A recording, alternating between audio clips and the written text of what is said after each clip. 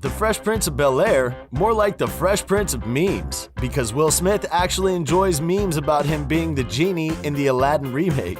The actor has assumed the role in the upcoming film, and the first look at the character arrived in a teaser trailer in February. And of course, people online quickly flooded social media sites with funny posts about Will's blue alter ego. Usually, people don't like being teased by others, especially if it's by hundreds of random strangers online. However, the Hollywood star admitted that he wasn't offended by the memes, and although he's still trying to get a handle on internet culture, he enjoyed the funny posts. In an interview with Empire, he said that he actually found the whole situation really funny. But when another trailer came out, we got a better look at the Genie, and people's views seemed to change.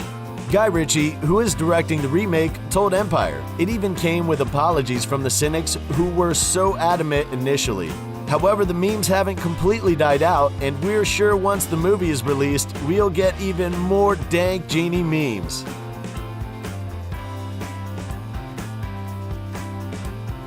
If you like and subscribe to our videos, there's a chance your favorite celebrity will follow you on Twitter. We can't prove that, but we're saying there's a chance.